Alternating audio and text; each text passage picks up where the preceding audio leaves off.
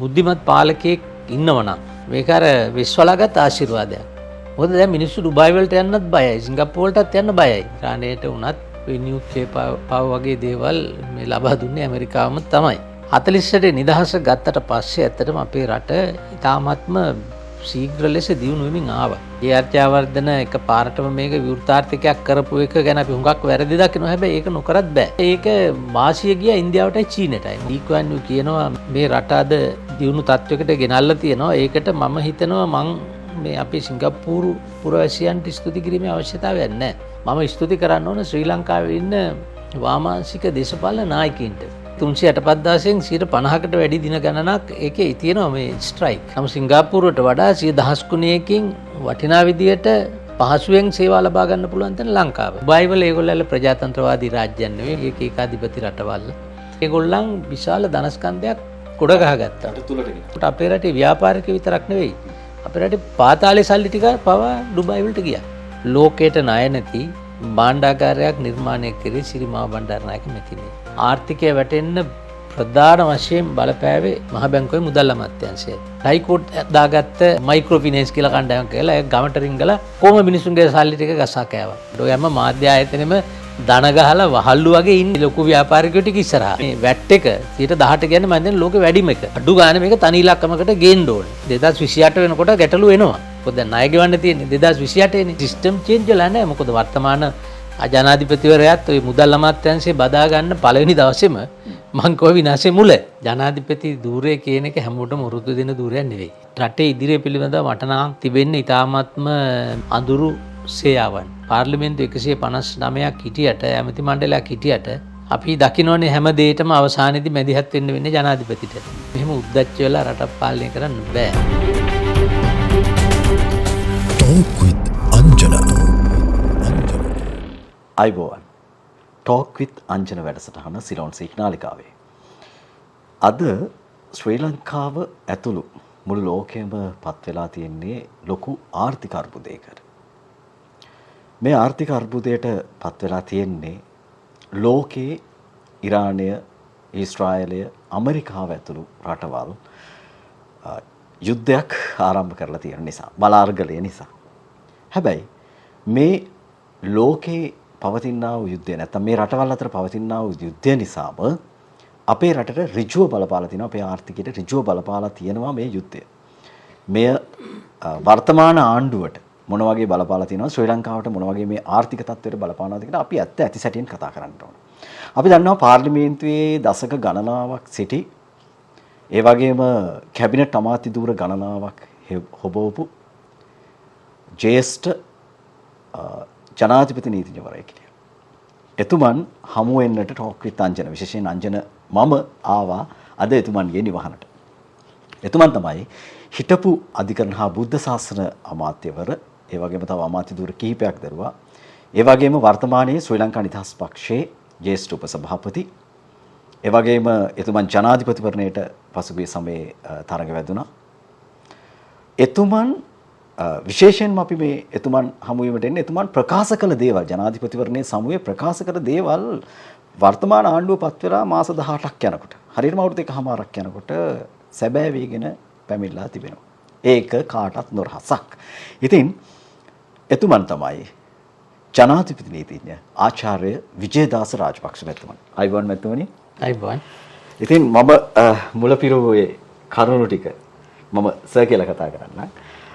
Sir දැන් ලෝක ආර්ථිකය කඩා වැටෙමින් පවතිනවා. ඒක ලංකාවට ඍජුව බලපානවා. විශේෂයෙන්ම ඉන්ධන ප්‍රශ්න නැත්නම් ඛනිජ තෙල්.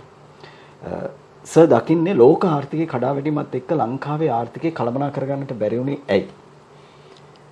වර්තමානයේ වෙන විට මේ විද්‍යාවේ තාක්ෂණයේ දියුණුවත් එක්ක ලෝකයේ ඕනම රටක් කොතරම් දුරට ඉස්සරහට යනවද කියලා තීරණාත්මක සාධකය තමයි බලශක්තිය. අද මේ බලශක්තිය පිළිබඳව විශාල අර්බුදයක් ලෝපුරා පැතිරලා තියෙනවා. හේතුව තමයි අපි දන්නවා පළවෙනියෙන්ම ලෝකයේ තිබෙන මේ ආර්ථික බලය වෙනුවෙන් තිබෙන අරගලය. දෙවන ලෝක යුද්ධයෙන් පස්සේ ලෝකෙ පටන් ගත්තෙම සීතල යුද්ධයකින්. එතකොට මේ සීතල යුද්ධයට මැදි වෙලා හිටියේ ලෝකේ හිටපු බලවත්ම කඳවුරු දෙක. කඳවුරු කිව්වට මූලික වශයෙන් රටවල් දෙකක් පදනම් කරගෙන ඇමරිකා එක්සත් ජනපදයේ ප්‍රමුඛ යුරෝපය අනිත් පැත්තෙන් රුසියාව. එතකොට යුරෝපාකරයේ නැත්තම් බටහිර ලෝකයේ පුරුදු වෙලා තිබෙන්නේ මේ ලිබරල් ආර්ථික ක්‍රමයකට, ලිබරල් ප්‍රජාතන්ත්‍රවාදයකට. අනිත් පැත්තෙන් රුසියාව ඇතුළු සමහර නැගෙනහිර රාජ්‍යයන් පුරු වෙලා තිබුණේ කියුබාව, චීන වගේ රටවල් මාක්ස්වාදයට, සමාජවාදයට බරව තමයි තිබුණේ. ඇත්තටම මේ බල අරගලේ පටන් ගත්තේ ඒ මාක්ස්වාදය ඇවිල්ලා ඇමරිකාවේ, යුරෝපය වගේ රටවල් වල ආර්ථිකය විනාශ කරලා මිනිසුන්ගේ මොළ සුද්ධ කරලා විකෘති කරලා ඒ තිබුණේ ඒගොල්ලන්ගේ සංස්කෘතිය සහ ආර්ථික පරිසරය විනාශ කරයි කියලා බයට. නමුත් වර්තමානයේ වෙන විට ඒක ඊට වැඩිය වෙනස්. අනිත් පැත්තෙන් ඇමරිකාවට තියෙන විශාල ගැටලුව තමයි ඒගොල්ලන්ට මේ බල ශක්තිය වෙනුවෙන් ඛනිජ තෙල් තිබෙන, කියන්නේ ඉන්ධන තිබෙන රටවල් ටික මේ ගල්ෆ් කලාපේ. ඒගොල්ලන්ගේ හරහා තමයි ඇමරිකාව විශාල මූල්‍ය සම්පතක් උපයාගන්නේ. ඒවායේ පාලන කටයුතු ඒවත්පත් කරගෙන නැත්තම් ඒවාට ආයෝජන කරලා. නමුත් පහුගිය දශක 3ක 4ක වගේ කාලය තුල මේ ගල්ෆ් කලාපේ ඉස්ලාම් අන්තවාදය සමග සම්බන්ධ වෙච්ච සමහර සංවිධාන නිර්මාණය වුණා. ඒක මුළු ලෝකෙම පැවැත්මට තර්ජනයක් විදියට ඇමරිකාව, යුරෝපය දකිනවා. එතකොට ඒකේ ප්‍රතිඵල අපි දැක්කම අල් කයිඩා සංවිධානයේ තිබුණ ඇමරිකාවට හිතුවේ නැති විදිහේ ප්‍රහාරයක් 9/11 එක එල්ල කරා. ඉතින් දැනට වර්තමානයේ තිබෙන තත්ත්වය තමයි ඇමරිකාවේ ජනාධිපතිවරයාට සහ පාලකයන්ට විශාල සැකයක් තිබෙනවා මේ කලාපේ ක්‍රියාත්මක වෙන බොහෝ මේ අන්තවාදී සංවිධාන ඉරානය විසින් පෝෂණය කරනවා කියලා. ඒතර ඉරානය ඒක පැත්තකින් තාක්ෂණික අතින් බලවත් වෙමින් ආවා. හැබැයි ඉරානයට උනත් ඔය නියුක්ලියර් පව වගේ දේවල් මේ ලබා දුන්නේ ඇමරිකාවම තමයි. න්‍යෂ්ටික බල ශක්තිය ලබා දුන්නේ ඒගොල්ලන්. පාකිස්තානයට ලබා දුන්නේ ඒගොල්ලන්. නමුත් වර්තමානයේ ඒගොල්ලන්ගේ ක්‍රියාකලාපය අනුව ඒ අන්තවාදය ඒක සලකන්නේ ඒගොල්ලෝ උම්මත්තකවාදයක් විදියට. එතකොට එහෙම හිසෙසවීමක් සිදු වුණොත් ලෝකයේ අනිත් සියලු ජාතීන්ට විශාල තර්ජනයක් වෙනවා කියන එක තමයි ඩොනල්ඩ් ට්‍රම්ප්ගේ මතය. ඉතින් ඒක නිසා තමයි ඔහු මේක පාලනය කරන්න ඕන කියන අදහසින් කරපු ප්‍රහාරයක් විදියට තමයි අපි දකින්නේ. අනිත් පැත්තෙන් ගත්තම දැන් ජාත්‍යන්තරයේ එක්සත් ජාතීන්ගේ නීති තියෙනවා, ප්‍රඥප්ති තියෙනවා. එතකොට තියෙන ගැටලුව තමයි ට්‍රම්ප්ට ඒව නැද්ද? අපිට විතරද බලපාන්නේ? සාමාන්‍ය ලෝකේ බලවතුන්ට එහෙම එකක් නැහැ. දැන් අපේ රටවල් වල මේ එක සිද්ධියක් සිවිල් යුද්ධයක් හෝ එක පුජ්‍යලෙක්ගේ ඝාතනයක් සම්බන්ධ වුණත් ජාත්‍යන්තරයේ සම්මුති ගෙනල්ලා ඒක මානව හිමිකම් කොමිසමට ගෙනල්ලා සාකච්ඡා කරලා යෝජනා සම්මත කරනවා විරුද්ධව. හැබැයි කවදාත් එහෙම යෝජනාවක් මේ රුසියාවට, චීනෙට, ඉන්දියාවට විරුද්ධව ගේන්නේ නැහැ. ඇමරිකාව. ඔව් ඉතින් ලෝකේ හුඟක් දුරට අපි තාම දකින්නේ අපි ප්‍රජාතන්ත්‍රවාදී කිව්වට අර ගල් යුගයේ තිබුණ සර්වයිවල් ඔෆ් ද පිටස්ට් කියන්නේ බලවතාගේ නීතිය තුල තැලෙමින් පොඩි වෙමින් තමයි බොහොම මාරුවෙන් තා සූක්ෂම ලෙස රටවල් ආරක්ෂා කරගෙන තමයි අද කාලේ පාලනය කරන්න වෙලා තියෙන්නේ. හරි. එතකොට සර් දැන් ඒක ලෝක දේශපාලන ප්‍රවණතාවය, ගෝලීය දේශපාලන ප්‍රවණතාවය. තව යටින් දිවෙන විග්‍රහ කරන්න පුළුවන් කරුණු ගොඩක් තියෙනවා. හැබැයි අපි ලංකාව දෙසට හැරෙමු. දැන් ලෝක දේශපාලනය එහෙම වෙනකොට ලංකාවේ මීට අවුරුදු 1මාරකට ප්‍රථම නැත්නම් අවුරුදු 2කට ප්‍රථම මේ පත්වලා ඉන්න අනුර කුමාර දිසානායක මහත්තයා ප්‍රමුඛ ආණ්ඩුව රටේ ආර්ථිකය මෙහෙම හසුරවන්න පුළුවන්, තෙල් මිල මෙහෙම පාලනය කරන්න පුළුවන්, අපි එක බැරල් එකකින් මෙච්චරක් යනවා කංචන විජේසේකරට කිව්වා, QR කේත ක්‍රමයක් ගෙනාවා. ඒ කේස් කොහොම වුණත් අද වර්තමානයේ අද දවස් වෙනකොට අද මාර්තු මාසයේ 17 වෙනිදා අද වෙනකොටත් රටේ QR ක්‍රමය ස්ථානගත වෙලා තියෙනවා. QR ක්‍රමය ක්‍රියාත්මක කරන්න වෙලා තියෙනවා මේ ඛනිජ තෙල්. ඒක ලෝකෙටම බලපාන දෙයක්. සර් මොකද හිතන්නේ මේක සම්බන්ධව? මම හිතන්නේ මේක ඇවිල්ලා ඒක ඇවිල්ලා එක සිද්ධියක් විතරයිනේ. අපේ රටේ ආර්ථිකය ගැන කතා කරනවා නම් මීට වැඩිය පුළුල් පරාසයක් තුල අපි කතා කරන්න ඕනේ. එතකොට ඒකදී මේ ආණ්ඩුවද හිටපු ආණ්ඩුවද කියන එක නෙවෙයි මං හිතන්නේ ජනතාවට වැදගත්. හරි දේ මොකක්ද වැරදි දේ මොකක්ද කියන එක විතරයි වැදගත් වෙන්නේ. අන්න ඒකයි මම සත්‍ය කතා කරන්නට එතුමන්ට ආරාධනා කරන්නේ. දැන් අපි මේ ජනප්‍රිය මාතෘකාවක්නේ දෙවනි ලෝක යුද්ධය ඉවර වෙලා අපේ රටවල් නීතිහා ස්වාධීන රාජ්‍යයන් බවට පත්වන යුගයේදී අපිට වැඩිය සිංගප්පූරුව ජපානයේ ආර්ථික වශයෙන් පල්ලෙහා හිටියා. ඒගොල්ල සැලසුම් කරා ලංකාවේ ආර්ථිකය වගේ ඒගොල්ලෝ දියුණු කරන්න. ඕක හරි ප්‍රසිද්ධ කතාවක් නේ. ඊට පස්සේ කාලෙකදී ලංකාවට සිද්ධ වුණා සිංගප්පූරු මොඩල් එකක් අපි හදන්න යනවා කියලා ඡන්දෙ ගන්න. ඇත්තටම අපි ආර්ථික වශයෙන් වැටිලා තියෙනවා. ඒක කවුරු විශ්ින් කරාද කියන එක අපි වෙනම සාකච්ඡා කරන්න ඕනේ. ඒක වැටෙන හේතුව තමයි අපේ රට තමයි ආසියාවේ වෙළඳ මධ්‍යස්ථාන මූලස්ථානයේ ස්වාභාවික ජියෝපොලිටිකලි භූදේශපාලනයේ පිහිටපු තැන.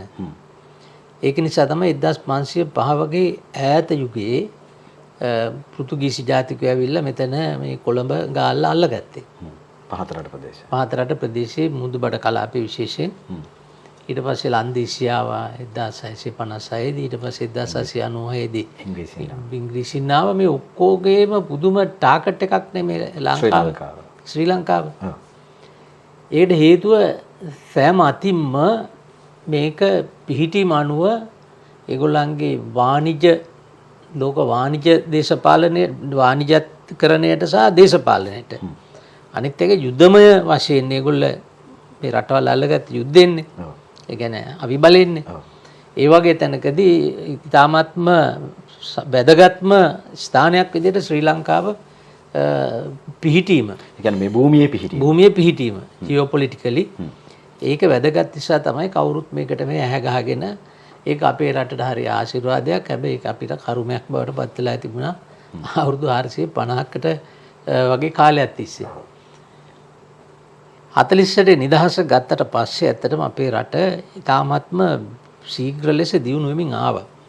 ඩී.එස්. සේනානායක මැතිතුමාගේ අර කෘෂිකාර්මික ප්‍රතිපත්තිය ඉරිගේෂන් වාරිමාර්ග ව්‍යාපෘති ටික ඒක තවත් හුඟක් දිනු කෙරුවේ බණ්ඩාරනායක මැතිණිය.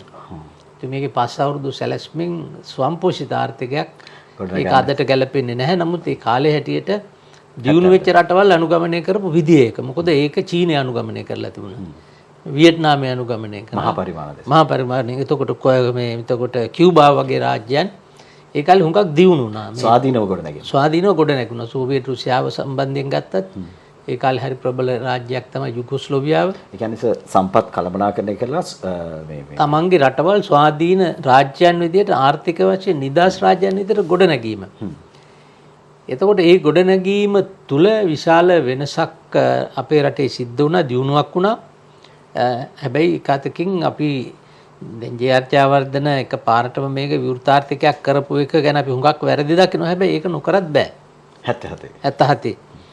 ඒක කරපු එක කිරීමේ තීරණය හරි කරපු විදිය වැරදි. ඉතින් ඒක දීර්ඝ වශයෙන් කතා කරන්න ඕන. මොකද අපි වැරදි කරපු නිසා ඒක වාසිය ගියා ඉන්දියාවටයි චීනටයි. මොකද අපි ආර්ථිකය විවෘත කරනකොට කරගත්ත මෝඩකම් ටික ඉගෙනගෙන එයාලගේ මාකට් එකක් වුණා. ඒගොල්ල ඒක අධ්‍යයනය කර ඒගොල්ලන්ගේ රටවල් විවෘත කරන්න අවුරුදු 10ක් විතර ගත්තා. 10ක් 15ක්. ඒ වගේ කාලයක් ගත්ත ඉන්දියාවත් චීනයත්. එතකොට දැන් අද තියෙන ප්‍රශ්නේ තමයි මම උදාහරණකින් කියන්නම්. ලී කුවන් යූගේ කතාවකදී ලී කුවන් යූ කියනවා මේ 1970 දශකයේදී තමන්ගේ රටේ ජනතාවට මම මේ රට අද දියුණු තත්වයකට ගෙනල්ලා තියෙනවා. ඒකට මම හිතනවා මං මේ අපේ සිංගප්පූරු පුරවැසියන්ට ස්තුති කිරීමේ අවශ්‍යතාවයක් නැහැ. මම ස්තුති කරන්න ඕන ශ්‍රී ලංකාවේ ඉන්න වාමාංශික දේශපාලන නායකයින්ට. හේතුව තමයි කොළඹ වරාය කියන්නේ මේ කලාපේ පිටපු වැදගත්ම වරාය. ඒ වරායේ 385,000න් 50%කට වැඩි දින ගණනක් ඒකේ තියෙනවා මේ ස්ට්‍රයික් වැඩ වර්ජන. ඒ කාලේද? ඔව්. ඒ වාමාංශික නායකයෝ තමයි ඒක කරේ. ඉතින් ඒ අතරතුරේ මම කොළඹ වරායට එන නැව් ටික අපේ වරායට හරවගත්තා ටික ටික. ඒක නිසා අපිට හොඳ වෙළඳ මේ ඉකොනොමික් හබ් එකක් අපි හදාගත්තා කියලා. ඉතින් ඕක තමයි ඇත්ත කතාව. අපිට තිබුණු මේකද්ද මේ නාවික ගමනාගමනේ අපේ වෙළඳ මධ්‍යස්ථානයේ අපි ඇතෑරලා තියෙනවා. ඒක අල්ලගත්ත ක්‍රමානුකූලව සිංගප්පූරුව. නමුත් සිංගප්පූරුවට වඩා 10 ගුණයකින් වටිනා විදියට පහසුවෙන් සේවා ලබා ගන්න පුළුවන් තැන ලංකාව. PTම. දෙවෙනි කාරණේ තමයි අනිත් එක අපේ මෙතන ඇවිල්ලා ට්‍රාන්සිට් ගුවන් ගමනාගමනේ ට්‍රාන්සිට් පොයින්ට් එකක්. ඒක අපේ ශ්‍රී ලංකන් ගුවන් සේවය ආරම්භ කරේ ජේ.ආර්. ජයවර්ධනික දන්න නිසා ඒකේ අඩුපාඩුකම් තිබුණා තමයි. නමුත් ඒක කාලයක් යනකොට පහුගිය දශක දෙකමාරක විතර වගේ කාලය තුල සම්පූර්ණ වෙනසකට භාජනය වුණා එමිරේට්ස්ලා. නැත්තම් ওই මැද පෙරදිග ගල්ෆ් රටවල් ඒගොල්ලෝ පටන් ගත්ත ගුවන් සේවා. විශේෂයෙන් එමිරේට්ස්, කටාර්, ඉතිහාඩ් වගේ ඒවා. ඒතකොට ඒගොල්ලන්ට ওই ගුවන් ගමන් වලදී අඩුවට තියෙන ඉන්ධන. ඒතකොට අපිට තරග කරන්න බැරි මිලකට ඒගොල්ලන් අඩු මිලකට ඉන්ධන සපය ගන්නවා. ඒක නිසා ඒගොල්ලන්ගේ කලාපයම ওই ඩුබයි මුල් කරගෙන දියුණුනා. ඒ දියුණුව දෙගුණ වුණා හේතුව තමයි 9/11 ඇටැක් එක. මේ ඇමරිකාවට අල් කයිඩා කරපු 2001 ලෝක වෙළඳ මධ්‍යස්ථාන. එතකොට විශාල ව්‍යාපාරික සංඛ්‍යාවක් විශේෂයෙන්ම මුස්ලිම් ජාතික ව්‍යාපාරිකයෝ ඔය යුරෝපයේ ඇමරිකාවේ ආයෝජනය කරලා තිබුණු මුදල් හුඟක් ගෙනල්ලා ගොඩ ගහගත්තා මේ ඩුබයි රාජ්‍යයේ. ඒතර ඩුබයි රාජ්‍යයත් ඉතාමත්ම සූක්ෂම විදියට ලෝකයේ තියෙන ධනය එතෙන්ට අද්දගත්තා. ඒගොල්ලන්ගේ නීති ලිහිල් කරලා ඒගොල්ලන්ගේ රටට ගේන සල්ලි හොරකම් කරලාද මිනි මරලාද කියලා ඒගොල්ලන්ට අදාළ නැහැ.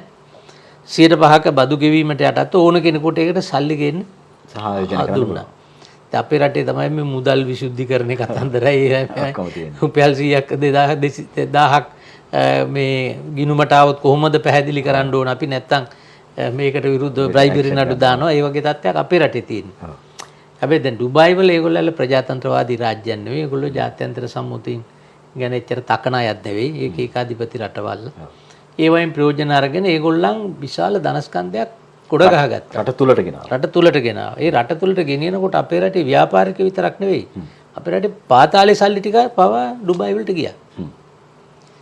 ඉතින් දැන් මම කියන්න උත්සාහ කරන්නේ අපේ රටේ බුද්ධිමත් පාලකයෙක් ඉන්නවනම් මේක ඇවිල්ලා අර බ්ලෙසිං ඉන් ඩිස්ගයිස් මේක අර විශ්වලාගත් ආශිර්වාදයක්. අපිට නැති වෙච්ච නාවික කර්මාන්තය, අපිට නැති වෙච්ච මේ ගුවන් ගමනාගමන ඒ ව්‍යාපක ඉන්ඩස්ට්‍රි එක ඒවා අපි අල්ල ගන්න ඕන. මොකද දැන් මිනිස්සු ඩුබයි වලට යන්නත් බයයි, සිංගප්පූරුවටත් යන්න බයයි. මම ඊළඟට අහන්න ආපු ප්‍රශ්නේ තමයි මම ලියාගත්තේ. දැන් ඒ වගේ කාරණයක් තියෙනවා නම් අපිට දැන් මේ අවස්ථාවක් ඇවිල්ලා තියෙනවා. ඇත්තටම මෙතන ආණ්ඩුව කරන්න ඕන යම් කිසි බුද්ධිමතුන් මණ්ඩලයක් පත් කරගෙන ලෝකේ තියෙන ගුවන් සමාගම්, නාවික සමාගම් සම්බන්ධ කරගන්න ඕන. සම්බන්ධ කරලා ඒගොල්ලන්ට ආරාධනා කරලා ඒගොල්ලන්ට දිරි ඉම්මත් වෙන ආකාරයේ වැඩපිළිවෙලක් යම් කිසි ආකාරයකට ආරම්භ කරලා අපිට ඒක ගත්තොත් රටට ආර්ථික වශයෙන් විශාල ප්‍රයෝජනයක් වෙනවා. නැතුව මේ ටුවරිස්ට්ලා එනවා, සංඛ්‍යාව වැඩි වෙනවා, ඒකෙන් ආදායම් ලැබෙනවා කියන්නේ ඒක ඇවිල්ලා ටිකක් අර මේක නිකන් අවිනිශ්චිත දෙයක් නේ. මේ මොකද සංචාරකයෝ වෙනවා යනවා, අනිත් එක සමහර සංචාරකයෝ ආවේ කියලා රටට ඇති වැඩකුත් නැහැ. මොකද 2018 දැන් තාම බැලුවත් වැඩිම සංචාරක ඇවිල්ලා තියෙන්නේ 2018 2025 නෙවෙයි. දැන් 25 වැඩිම කියලා ගත්තත් බැලුවත් ඩොලර් 1 බිලියන් විතර වගේ අඩුවෙන් තමයි ඒගොල්ලන්ගේ මෙහි වියදම. ඉතින් සංඛ්‍යාව ඉහළ ගියට වැඩක් නැහැ. අපේ රටට ලැබෙන ආදායම ප්‍රමාණය අඩු වෙනවා. මොකද වියදම් කිරීමේ හැකියාව වැඩිපුර තියෙන ටූරිස්ට්ලා ගෙන්න ගැනීම තමයි අපේ මේ ඉලක්කය වෙන්නට ඕන. මම දැක්කා දැන් ජනවාරි දම් මාර්තු මාසයේ පළවෙනිද වෙනකන් ලක්ෂ 10කට ආසන්න ප්‍රමාණයක් ඊට වැඩි ප්‍රමාණයක් ඇවිල්ලා තියෙනවා. හැබැයි වැඩියෙන්ම ඇවිල්ලා තියෙන්නේ ඉන්දියාවේ. ඉතින් ප්‍රමාණය මේ ඔව් දැන් ඉන්දියාවට ඒ කියන්නේ ඇත්තටම මේ රුසියාවෙන් සහ ඉන්දියාවෙන් වැඩි වශයෙන් ආවා හේතු කීපයක් නිසා. මොකද අර මේ මාලදිවයිනත් එක්ක ඉන්දියාවේ තිබෙන ගැටුම නිසා දැන් ඉන්දියන් උදවිය යන්නේ නැහැ මාලදිවයින්ට. ලංකාවට නෝ ඉතින් හොඳයි අපි ඉන්දියන් අපේ අල්ලපු රාජ්‍ය විදියට ඒ හුඟක් අපේ සම්බන්ධකම් තියෙනවා ඓතිහාසික වශයෙන්. රුසියාවට දැන් යන්න බෑනේ, යුරෝපීය කලාපයට ඇමරිකාවට යන්න බෑ. ඒක නිසා ඒගොල්ලන්ට දෙන හොඳම ආසියාවේ ලංකාව. ටුවරිස්ට් ඩෙස්ටිනේෂන් එක විදිහට දැනට තියෙන්නේ ලංකාව. ඉතින් අපි ඒක වර්ධනය කරන්න ප්‍රොමෝට් කරන්නට ඕන. අවශ්‍ය පහසුකම් ලබා අවශ්‍ය පහසුකම් දෙන්න ඕන, අවශ්‍ය පිළිගැනීම් කරන්න ඕන. හැබැයි ඒවට අපිට තාම ඇත්තම කියනවා වැඩපිළිවෙලක් නැහැ. දැන් අපේ ආණ්ඩු කාලේ අපි මේ අරගලේ පස්සේනේ අපි මේ එතෙන්ට සම්බන්ධුනේ ඇමතිවරු විදියට. අපේ කාලේ වුණත් අපි මේ අපේ රටේ තියෙන මේ මූල්‍ය ප්‍රතිපත්ති හදන මේ ආයතන විශේෂයෙන්ම මේ මහ බැංකුව මුදල් අමාත්‍යාංශය කියන ඒවට මට තේරෙන්නේ නැහැ මේ ඒගොල්ලන්ට එච්චර උවමනාවක් රට වෙනුවෙන් තීන්දුව తీරන ගන්න තියනවද කියලා. උවමනාවක් තියනවද එහෙම නැත්නම් නොහැකියාවද? නොහැකියාවක් තියෙනවා. එහෙම සර් දන්න පරිදි හුඟක් අතින් අපේ මූල්‍ය ප්‍රතිපත්තිය අතින් පහුගිය දශක 3-4ම අපි අසාර්ථකයි. පසුගිය ආණ්ඩු කිහිපෙම මොකද ඒ වෙලාවෙත් මමත් පෞද්ගලිකව මේ ලොකු උත්සාහයක් දැරුවා රුසියාවේ තානාපතිතුමාත් මේ කරපු ඉල්ලීමකුත් එක්ක. ඇත්තටම අපිට ඒ වෙලාවේ රුසියාවෙන් තෙල් ගන්න තිබුණා. නමුත් IMF එකේ ප්‍රශ්න නිසා අපි බෙල්ල මුලින් හිර වෙලා හිටිය එක පැත්තකින් IMF එක දැන් රුසියාවත් එක්ක ගනුදෙනු කරා නම් අපිට යම් තහංචියක් දාන්නට ඉඩ කඩ තිබුණා. ඊට පස්සේ අපි මුදල් අමාත්‍යාංශයට මහ බැංකුවට කිව්වා අඩු ගානේ දැන් අපිට විශාලම සංචාරකයෝ ප්‍රමාණයක් ලංකාවට එන නිසා අඩු ගානේ රුසියාවේ තියෙන ක්‍රෙඩිට් කාඩ් එකවත් බාර ගන්න කියලා. ඒකවත් අපේ රටේ මේ මූල්‍ය පාලනේ පිළිගත්තේ නැහැ. ඉතින් අර ඒගොල්ලන් අද සංචාරය කරන අය සල්ලි අරන් යන්නේ නැහනේ කාඩ් එකකින් ගෙවන්නේ. ඉතින් මේ සංචාරක මේ ගමනාන්තයක ඒ කාඩ් එක බාරගත්තේ නැත්නම් ඒගොල්ලන්ගේ වියදම් කිරීමේ මේ ප්‍රමාණය අනිවාර්යෙන් අඩු වෙනවනේ. සීමා වෙනවා. ඒ වගේ කාරණයක්. ඉතින් ඊට අමතර ලෙස මම හිතනවා අපි රටේ ආර්ථිකයට ඇත්තටම මෙහෙම උනේ මොකද කියන එක ගැන කතා කරන එකත් වැදගත් වෙවි කියලා. ඔව්. එතෙන්ටත් අපි යමු. විශේෂයෙන්ම දැන් ඉන්දර නැවත එනවා එතෙන්ට. එතෙන්ට තමයි කරකෙන්නේ. කොහොමද දැන් ලොකු ආර්ථික අපහාතයකට අපිපත් වෙලා තියෙනවා. නොපෙනුනාට. දැන් ඒක ගැන ඒක දකින්නේ කොහොමද? ඇත්තට මේක තමයි මේක අපි ඉතින් බලාපොරොත්තු වුණානේ මෙහෙම දෙයක් වුණොත් මේක වෙයි කියලා අපි බලාපොරොත්තු වුණා. ඔව් සර් ජනාධිපතිවරණ සමයමයි ඒක ප්‍රකාශ කළේ. එකක් ඇවිල්ලා අපි මේ ආණ්ඩුවේ හැකියාව නොහැකියාව ගැන කතා කරන්න කලින් රට මේ තත්ත්වයට පත් වුණ හැටි අපි අවබෝධ කරගන්න ඕනේ. ඒක වැදගත්. දැන් අපේ රට ඇත්තම කියනවා නම් සංවෘත ආර්ථික ක්‍රමයේ යටතේ නිදහසෙන් පස්සේ ලෝකයට ණය නැති භාණ්ඩාගාරයක් නිර්මාණය කරේ සිරිමා බණ්ඩාරනායක මැතිණිය. අවුරුදු 7ක් දුක් විඳලා 7 වෙනි අවුරුද්දේ භාණ්ඩාගාරේ කෝටි 70කට වැඩි මුදලක් ඉතුරු කරලා තමයි ජයජාවර්ධනට රට බාර දුන්නේ. හැබැයි ජයජාවර්ධන කියන්නේ නව ලිබරල් වාදී ප්‍රතිපත්තිය අනුගමනය කරන පාලකෙක් එක්සත් ජාතික පක්ෂයම. එතකොට ඒක සංවර්ධනයේ වේගවත් කිරීමේ අරමුණෙන් තමයි එතුමා ඒක පටන් ගත්තේ. මම මුලින් කිව්වා වගේ පටන් ගත්ත ක්‍රමයේ ගැටලුත් තිබුණා. දැන් ඒකේ ප්‍රතිඵලයක් විදිහට රටේ ව්‍යාපාරික පන්තිය වෙන්න පුළුවන් අනිකුත් මේ අය වෙන්න පුළුවන් මිනිස්සු යම්කිසි මානසික මට්ටමින් ගෙනාව තැනකට කොහොම හරි සල්ලි හම්බ කරන්න ඕන තැනකට. එතෙන්දී අර කිසිම මේ අපේ වටිනාකම් කියනව නැත්තට නැතු යනවා. අපිට තියෙන පිළිගැනීම නැත්තට යනවා. ඉතින් හැමෝම සල්ලි හොයන මහා තරඟයකට යොමු කරා. එතකොට එතෙන්දී සමහර අංශ හොඳයි. මොකද තරඟකාරී වෙනකොට මේ පාරිභෝගිකයට කියන්නේ ක්වොලිටි වයිස් ගුණාත්මක වශයෙන් සහ තරඟයේදී මිල අඩුවීමක් සිද්ධ වෙනවා. දැන් ඒ අතරතුර ඒ නිෂ්පාදන කාර්ය සම්බන්ධව නෙවෙයි මම වැඩි අවධානයක් යොමු කරන්නේ සේවාංශය. එතකොට අපේ රටේ ඒකෙන් උනේ කෘෂිකර්මාන්තයේ කර්මාන්තය හැකිලුණා. ඒ කියන්නේ 16ක 18ක වගේ තිබුණු කෘෂිකර්ම ශාස්ත්‍රය කියන්නේ ජාතික ආර්ථිකයට දලදේශීය නිෂ්පාදනයේට කෘෂිකර්මයෙන් දෙන දායකත්වය 16 18 වගේ තිබිලා අද වෙනකොට 7ට අඩු වෙලා තියෙනවා. කර්මාන්ත සම්බන්ධව ගත්තා 40ක් විතර තිබිච්ච එක අද 31ක් 32ක් දක්වා අඩු වෙලා තියෙනවා. එතකොට මේ එක්ස්පෑන්ඩ් වෙලා තියෙන්නේ වැඩි වෙලා තියෙන්නේ අපේ සේවාංශය. ඒතර සේවාංශය 60ක් විතර යනවායි කියලා කියන්නේ රටේ ආර්ථිකය හුඟක් අස්ථාවර වෙනවා. නිෂ්පාදන ක්‍රියාවලියක් සිදු වෙන්නේ නිෂ්පාදන ක්‍රියාවලිය අඩු වෙනවා. අනිත් එක ලංකාව වගේ කෘෂිකර්මය ඕනෑ මට්ටමකට දියුණු කරන්න පුළුවන් රටක් තුළ එහෙම වීම තමයි අභාග්‍යය. ඒකට සේවාර්ථිකයේ අතිබහුතරයක් 60ක් වගේ තියෙන රටක තියෙන ප්‍රශ්නේ තමයි අර අනෙකුත් රටවල් වලට එම්බිරිස්සාවක් හැදෙන තරමේ ආර්ථික අර්බුදේ අපිට උණ සන්නිපාත දක්වා වර්ධනය වෙනවා. ඉතින් ඇත්තටම ඒක තමයි උනේ. දැන් වෙලා තියෙන්නේ ඒක. දැන් වෙලා තියෙන්නේ ඒක. ඉතින් අපේ පාලකයෝ අපේ ආර්ථිකය හරියට කළමනාකරණය කරේ නැති නිසා තමයි 16 වතාවක් IMF එකට යන්න උනේ. දැන් ඉන්දියාව 1991 ආර්ථික අර්බුදයක් ආව අපේ අර්බුදයට වැඩිය දරුණුවට. ඒගොල්ල ජාත්‍යන්තර මූල්‍ය අරමුදලට ගියා. හැබැයි ගිහිල්ලා ඒගොල්ල ආධාරයක් ගත්තා. ඒගොල්ල ඊට පස්සේ IMF එක දිහා බැලුවේවත් නැහැ. ඒගොල්ලන්ට උදව් කරනවා දැන්. ඒකත් පියවලා ඒවත් පියවලා දැන් රටේ සාමාන්‍යයෙන් ඒගොල්ලන්ගේ විදේශ විනිමය මේ ගිණුමේ මං හිතන්නේ ඩොලර් බිලියන 400 පන්නලා තියෙනවා දැන්. අතිරික්තයක්. ඔව්. එතකොට අපිට එහෙම කරගන්න බැරිුනේ ඔන්නේ මම අර කියපු කාරණේ නිසා අපි ණය අරගෙන එදා වේල ගැන හිතලා සේවාංශයට වැඩි බරක් දීලා අපේ කර්මාන්තය නොසලකා හැරියා. ඒකේ ප්‍රතිඵලයක් විදිහට තමයි උනේ. අනිත් එක ගත්තම රට බංකොලොත් වීම. ඇත්තටම ඒක තමයි වැදගත්ම කාරණේ. රට බංකොලොත් වීම සම්බන්ධව ගෝඨාභය ජනාධිපතිතුමා ගත්ත වැරදි තීන්දුව දෙකක් ඍජු ලෙස බලපෑවා. මොකක්ද ඒ තීන්දුව? එකක් තමයි ඔහු අර බදු රජයට අය කරගන්න බදු ප්‍රමාණය ඒකේ ප්‍රතිශතය අඩු කරපු නිසා ඒකේ ප්‍රතිඵලයක් විදිහට ඔහු පාලනය කරපු අවුරුදු දෙකේ අවුරුද්දකට රුපියල් බිලියන 600ක විතර අඩුවක් වුණා. බිලියන 600. බිලියන 600ක්. එතකොට සාමාන්‍යයෙන් බිලියන 3000ක් වගේ ආදායමක් තියෙන අවුරුද්දක බිලියන 600ක් රටකට නැතුව යනකොට ඒක වරොත්තු දෙන්නේ නැහැ. ඍජුව බලපානවා. ඔව්.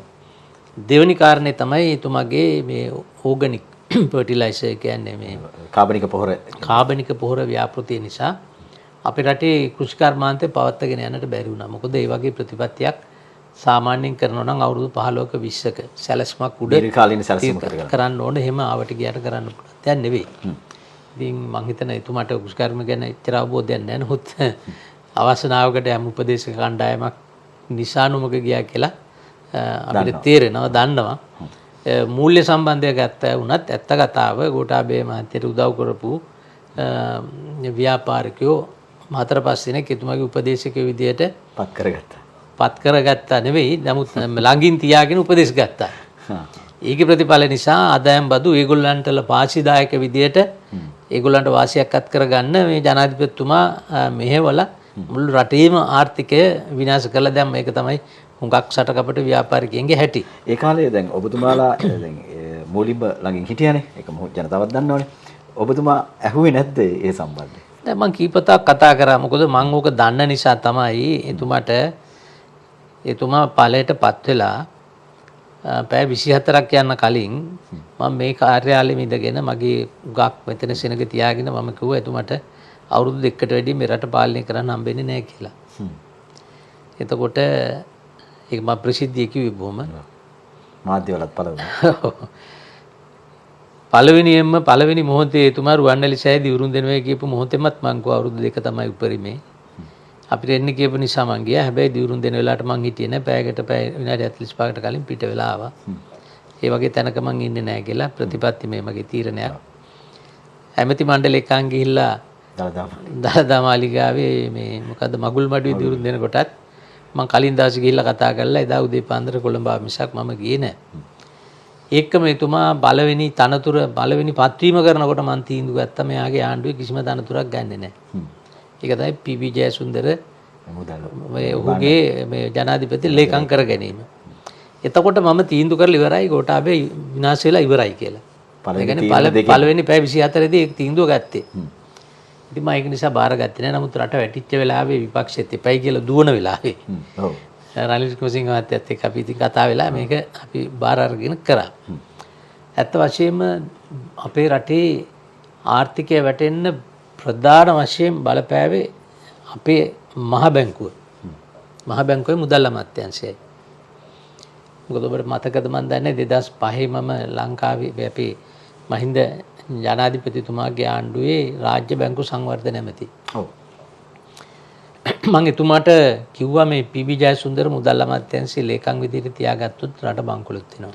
මම දන්නේ ඉතින් ඒ තනතුරත් ඔබතුමාට බලෙන්ම වගේ දුන්න බලෙන්ම තමයි දුන්නේ. මම දෙවනුව මුල් අවස්ථාවේ ගත්තෙම නැති ඉඳලා ආයාචනා කරපු නිසා ගත්තා. ඊට පස්සේ මම මාස 4ක් 5ක් ඉන්නකොට එතුමා මහ බැංකුවේ අධිපති ලෙස නිවාඩ් කබ්‍රාල් පත් කරන අදහස තියෙනවායි කියපලා මම කෝ ඒක කරන්න එපා. මහ බැංකුවට ඔහු වගේ කෙනෙක් පත් කරොත් ආර්ථිකය සම්පූර්ණයෙන් විනාශ වෙලා ඔබතුමත් විනාශ වෙනවා. ඉතින් අන්තිමේදී මම ඔය ජනාධිපතිතුමාට මම පැහැදිලිවම කිව්වා කියලා එතුමාට මම කිව්වා මම කෝ ඔබතුමා බැරි වෙලාවත් නිවාඩ් කබ්‍රාල් මහ බැංකුවේ අධිපති විදියට පත් කරනවා නම් මං ඊට කලින් දවසේ ඉල්ලාස් වෙනවා කියලා. ඉතින් මං හරියටම දැනගත්ත අප්‍රේල් අන්තිම වෙනකොට මෙයා පත් කරනවා කියලා. 2006 අප්‍රේල් 20 වෙනිදා මම එතුමට ගිහලා මගේ අස්විමි ලිපිය බාර දුන්නා. අබිදිකමෙන්.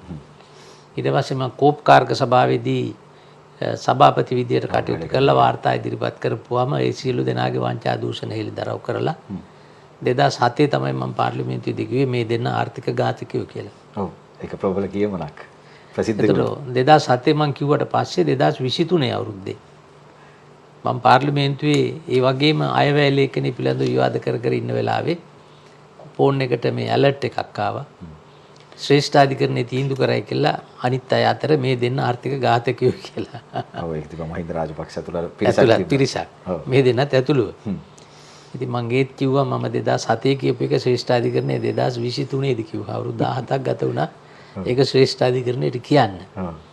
එතකොට ඒ වෙනකොට රට බංකොලොත් වෙලා ඉවරයි. එතකොට ඒ රට බංකොලොත් වෙන මූලික වශයෙන් බලපාපු කාරණා කීපයක් මම කියන්නම්.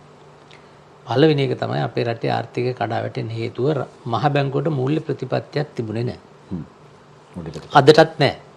ඇත්ත කතාව අදටත් නැහැ. එදා වේල විතරයි. ඔබතුමාලා ඉන්න කාලෙම හිටපු අධිපතිතුමන් ඉන්නේ. ඔව්. ඒක එතුමාට මේ පෞද්ගලිකව කියනව නෙවෙයි මේක.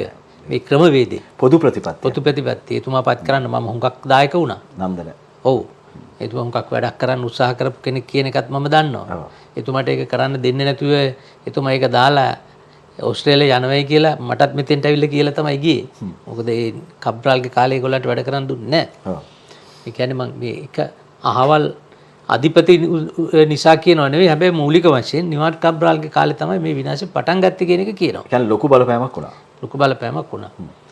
දැන් ඒකට හේතු බලන්න පහුගිය කාලේ මූල්‍ය සමාගම් ඒ කියන්නේ දැන් අර මැතිනිගේ කාලේ තිබුණා සෑම කෘෂි සේවා මධ්‍යස්ථානයකම ලංකාවේ 300 ගානක ලංකා බැංකු ශාඛාවක් තිබුණා. ගමේ සල්ලි අරගෙන ගමේ මිනිස්සුන්ට පොලියට දුන්නා. 3ට පොලිය පොලිසින 3ට පොලිය ගෙවන ගමන් ගොවියට දුන්නා මේ 4ට.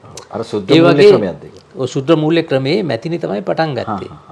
ඒක ඔයගොල්ලන්ට දන්නේ නැහැ. ඔව්. අපි ලංකාවේ තිබුණා 330 ගානක් තිබුණේ ඒක. ඒතකොට 77 මම ලංකා බැංකුවේ සේවය කරන කාලේ විවෘතාර්ථික ඇවිල්ලා රොනි දෙමල්ගේ කාලේ එක දවසේ මුදල් නැමෙති එතකොට. ඔව් මේ එක දවසේ මේ 300 ගානම වැහුවා. එදා ඉඳලා තමයි මේ ආර්ථිකේ කඩාවැටීම පටන් ගත්තේ. කඩාවැටෙන හේතුව තමයි ඊට පස්සේ ගමේ ගොවියට ගම්කරුවට අර ගම්වල ගොවියෝ හරි වැදගත් විදියට තමයි කටයුතු කරේ. ඒගොල්ලන්ගේ රුපියල් 5-10 තමයි ගෙනත් දාන්නේ. ඒගොල්ලෝ ණය ගත්තම කන්නේ අස්වැන්න අරගෙන පළමුවෙන්ම කරන්නේ ගිහිල්ලා බැංකුවට ණය ගෙවනවා. එහෙම අර නොගෙව පැහැරාගෙන කෙනෙක් කමාරු කෙනෙක් කලාතුරකින් තමයි හිටියේ. හරි සරල පිවිතුරු විදියට ඒක කරේ. ඒක නැති වුණ ගමන් උනේ ලංකාවේ හැමත් තැනම ෆිනෑන්ස් කම්පැනි පටන් ගත්තා. ඊළඟට ලීසින් සමාගම් පටන් ගත්තා. ඊළඟ හයර් පර්චේස් පටන් ගත්තා. මේ ඔක්කොම මස්රූම් අර හතු පිපේනවා වගේ හැදුනා. ඇවිල්ලා මේ සමාගම් මම නඩු වලට 100,000 ගණන් වල පෙනී ඉඳලා තියෙනවා 80 දශකයේ 90 දශකයේ විශාල වශයෙන් මේ ජනතාව ගිහිල්ලා එක පැත්තකින් ණය ගන්නවා ණය ගන්න ඇයට ගෙවා ගන්න බෑ ඊට පස්සේ මිනිස්සු තැම්පත් මිනිස්සු කරන මිනිස්සුන්ට මුදල් දෙන්නේ ලංකාවේ තිබුණ එකක් හෝ දෙකක් අරගෙන සියලුම මූල්‍ය සමාගම් කඩා වැටුණා. ඔය විශේෂයෙන්ම හයර් පර්චේස් කුලිසින් නක්කර සහ ලීසින් ඊට පස්සේ ආවා මේ ටයිකෝඩ් දාගත්ත මේ අර මයික්‍රෝ ෆිනෑන්ස් කියලා කණ්ඩායමක් කියලා ඒ ගමට රින්ගලා ඔක්කොම මිනිසුන්ගේ සල්ලි ටික ගසා කෑවා. ඊට පස්සේ ලංකාවේ විශාල ප්‍රසිද්ධේව සමගම දැන් ETI වගේ ආයතනයක් ගත්තත් සමහර සමාගම් වල 10000 20000 මිනිස්සු තැන්පත් කරවෝ ඉන්න. සමහරු සියදි විහාන කරගත්ත මුදල් ගන්න බැරුව. බේත් ටික ගන්නවත් අවසාන කාලේ. එතකොට මේව සම්බන්ධව කිසිම පාලනයක් මහ බැංකුව කරේ නැහැ. අනිත් පැත්තෙන් මේ පිරමිඩ් අවුරුදු ගාණක් මේක තිබුණා. ඔය දැන් ඉන්න මහ බැංකුව අධිපතිට මම අධිකරණ ඇමති කාලේ අමාත්‍යාංශයට කැඳවලා පොලිස්පතිටත් එක්ක උපදෙස් දුන්නා. මේවට තියෙන නීති අනුව ක්‍රියාත්මක වෙන්න පුළුවන් කියලා. එදාම බිලියන ගාණක් වංචා කරපු මිනිස්සෙක් එදාම රැ අත්අඩංගුවට ගත්තා. ඊට පස්සේ දැන් ඒගොල්ලෝ නීතිය ක්‍රියාත්මක කරගෙන යනවා. හැබැයි මේ වෙනකොට ඒක උඩු දුවල වැඩි. ඒතර මේවා කිසිම දෙයක් පාලනය කරේ නැහැ. අපි කියන්නේ නෑ මහ බැංකුව නෙවෙයි නීති හදන්නේ පාලකයෝනේ. මේක ඇත්තටම සමහර පාලකින්ටත් මේක තේරෙන්නේ නැහැ. හැබැයි මහ බැංකුවට ප්‍රතිපත්ති සම්පාදනයේදී දායක වෙන්න කියලා තියෙනවනේ බලයක්. ඔව්. ඉතින් ඒගොල්ලෝ ඉන්න මුදල් ඇමති කවුරු හරි හෝ ඒගොල්ලන්ට ගිහිල්ලා දීලා මේ අවශ්‍ය යෝජනා ඉදිරිපත් කරන්න එපා. තාක්ෂණික ක්‍රමවේදයක් තියෙනවා. ක්‍රමවේදයක් හදාගන්න ඕනේ. දැන් ඒව කිසි දෙයක් උනේත් නැහැ. ඊට අමතරව ආර්ථිකයට උන ප්‍රශ්නේ තමයි අපේ රටේ මේ අපනයන එක්ස්පෝර්ට්ස් සම්බන්ධව ගෙනිච්ච ලිහිල් ප්‍රතිපත්තිය. ওই සම්බන්ධව මම පාර්ලිමේන්තුවේ එක 20-30 වතාවක් කතා කරා. ඒ කතා කරාට කිසිම මාධ්‍යකවත් ඒව පළ වෙන්නේ නැහැ. පළ නොවෙන්න හේතුව තමයි දැන් ওই අපේ රටේ තියෙන තාමත්ම මේ කියන්නේ විශාල වශයෙන් මුදල් ගන්න එක්ස්පෝර්ට් කරන සමාගම් අති බහුතරයක් කරන ලොකු වංචාවක්. ඒක තමයි ඒගොල්ලන් හිතමුකෝ ABN සිලෝන් කියලා මෙහි සමාගමක් තියෙනවා නම් ABN ඩුබායි කියලා ඒගොල්ලන්ගෙම තියෙන ඒ සමාගම. එතකොට මෙහෙන් ඒ යවන තේ ටිකද රබර් ටිකද වෙන නිෂ්පාදනයේද යවන්නේ ඒ තමන්ගේම කම්පැනියට. එතකොට එතෙන්දී ඉන්වොයිස් කරන්නේ අඩුවෙන්. මිලියන 100ක නම් මිලියන 75ට තමයි ඉන්වොයිස් කරන්නේ. එතකොට ඉතිරි 25 හේදී ඒගොල්ලන්ට ෂුවර්. ඔව්. ඒක නැති වෙන්නේ නැහනේ. ඒක ඒ සමාගමේ වත්කමක් විදිහට ඒ විදිහට ඒගොල්ලන් ආයෝජනය කරන ඒ රටවල් වල. එතකොට ඒ මුදල් වලින් අපිට නෑ. දැන් සමහර ඔය ඇපරල් අංශේ ඇඟලුම් වල නිෂ්පාදකයෝ අපි දන්නවා දැන් බංග්ලාදේශ ගන්නකො වියට්නාමේ ගන්නකො. ඒගොල්ලන් කර්මාන්ත 5-10 තියන අය ඉන්නවා. හැබැයි ඒගොල්ලෝ කවදාවත් එහෙ ව්‍යාපාර කරපු අය නෙවෙයි. ව්‍යාපාර කරන්නේ මෙහෙ.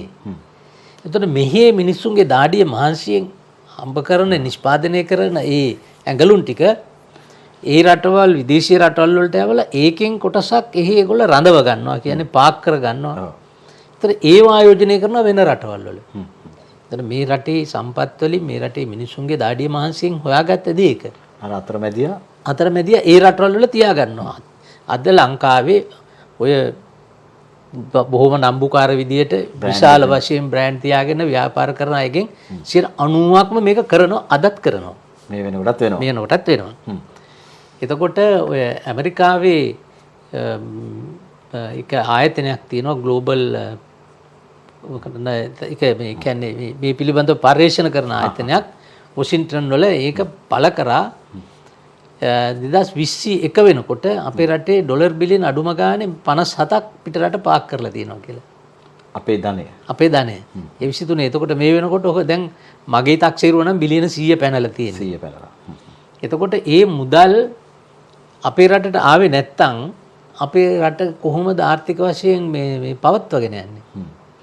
ලෝකේ කුමන රාජ්‍යයක් හරි මේ ෆොරින් එක්ස්චේන්ජ් එක්ස්පෝර්ට් සෙක්ටර් එකේ විදේශ විනිමය පාලනය කරගත්තේ නැත්නම් ඒ රට කවදාවත් ගොඩ ගන්න බෑ. ඔබට මතක නැහැ ඒ කාලේ 1972 වගේ 3 වගේ කාලේ සිරිමා බණ්ඩාරනායක මැතිණිය පත් කරා විදේශ විනිමය වංචා විමර්ශන කොමිෂන් සභාවක්. විදේශ විනිමය වංචා විමර්ශන කොමිෂන් සභාව. ඒක දවස්වල ඔය දැන් අද අල්ලස් කොමිසම ගැන කතා කරනවා වගේ ඒ දවස්වල පත්තරවල හැම සතියෙම දකින්න ලැබෙනවා හෙඩ්ලයින් එකක් දෙකක් ඕකේ. අපේ සම්පූර්ණ ආර්ථිකයන් තිබ්බේ. ඔව්.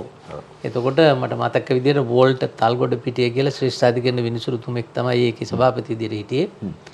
ඒ කාලේ ඔය වංචාව කරපු විදේශ විනිමය සම්බන්ධව වංචා කරපු සියලු දෙනාම ගෙනල්ලා මැතිණියගේ කාලේ කොමිසමෙන් වර්ධිකාරයෝ කරලා හිරේ දැම්ම හුඟක් අය හිරේදී මලා. ඒක තමයි වෙන්න ඕනේ. එහෙම ක්‍රියාදාමයක් සිද්ධ වෙලා තියෙනවා. දැන් එතකොට 2022 අපේ ආර්ථිකයේ අපේ මේ විදේශ විනිමය විදේශ ණය අපේ තිබුණු ප්‍රමාණය ගත්තම මම හිතන්නේ ඇමරිකන් ඩොලර් බිලියන වර්තමාන කොටන් 37ක් වගේ තියෙනවා. ඉතින් අපේ 57ක් විතර එහෙ තිබුණනේ පිට රට. ඉතින් අපි නිදහස් නේ එහෙනම්. එතන තව ඒ කියන්නේ ණය ගෙවලත් ආ 20ක් තියෙන්නේ. අතිරික්තයක් තියෙනවා.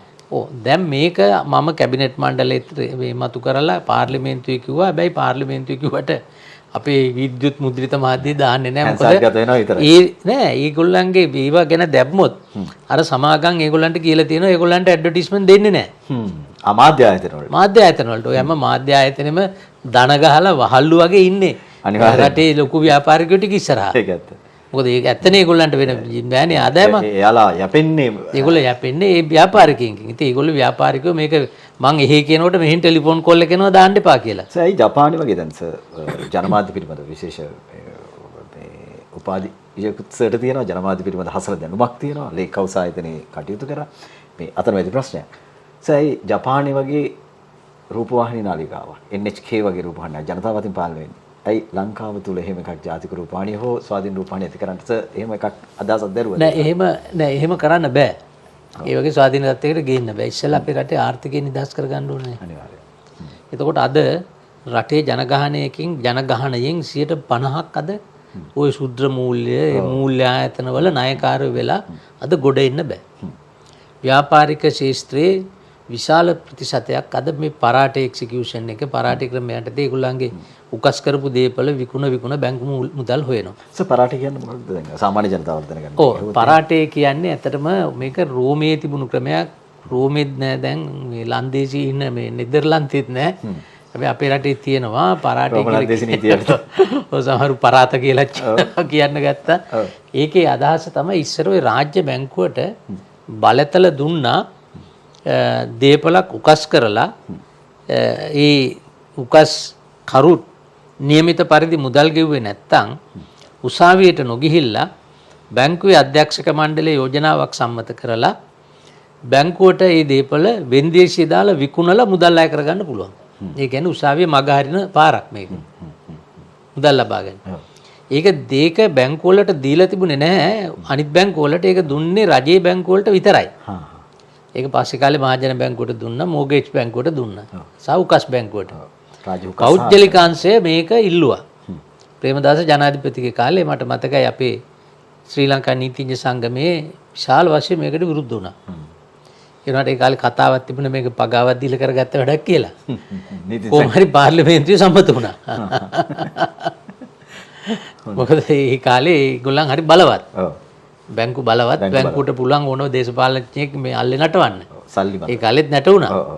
නැටුණා ඒක නිසා මේ ඒක දුන්නා කියලා අපිට ලොකු විශ්වාසයක් තියෙනවා. 89 ගණන් දිනුවක් එක්ක. ඔව් 91 කාලේ මේක සම්මත වුණේ. දැන් අද තිබෙන ගැටලුව තමයි දැන් ඔබට මම උදාහරණයක් කියන්නම්. අපි දැන් 2025 ඉවර කරේ. දැන් අපේ රටේ ආර්ථිකය ඇත්තම කියනවා නම් පීක් එකට අපි ගෙනල්ලා තිබුණේ 2018 නේ. ඔව්. යහපාලනය ආරම්භ කරලා අවුරුදු 3ක් විතර 4ක් යනකොට ඉහළ මට්ටමට ගෙනල්ලා. එදා ඒ කාලේ තමයි වැඩියෙන්ම අපිට මේ සංචාරකයෝ ආවේ සංචාරකින් වැඩිම ආදායමක් ලැබුණේ. එතකොට එක්ස්පෝර්ට්ස් වලින් ලොකුම ආදායම ලැබුණේ. මේ ඔක්කොම තියෙද්දි අපේ රටට අවාසනාවට පාස්කු ප්‍රහාරයෙන් පස්සේ ආර්ථිකය වැටෙන්න ගත්තා. ඒකෙන් අපිට ගොඩ එන්න උත්සාහ කරනකොටම ආවා කොවිඩ් එක. ආපහුත් අවසරයක් වැටුණා. ඊට පස්සේ අපිට ප්‍රශ්නේ උනේ විදේශ විනිමය. තෙල් ප්‍රශ්නේ නෑ ඔබ කියපු.